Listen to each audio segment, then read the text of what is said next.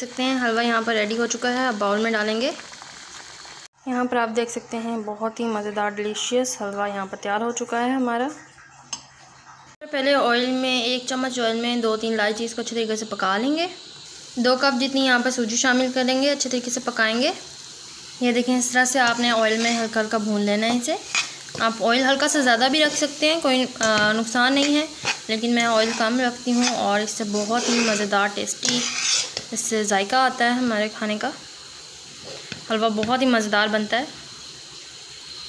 यहाँ पर आप देख सकते हैं सूजी बिल्कुल अच्छे तरीके से भूनी जा चुकी है। अब हम इसमें पानी शामिल करेंगे।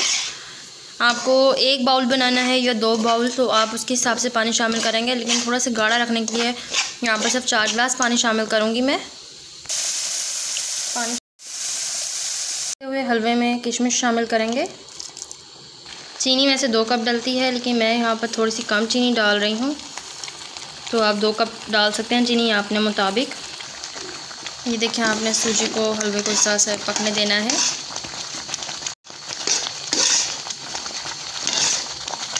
देख सकते हैं हलवा यहाँ पर रेडी हो चुका है। अब बाउल में डालेंगे। यहाँ पर आप देख सकते हैं बहुत ही मज़ेदार डिलीशियस हलवा यहाँ पर तैयार हो चुका है हमारा।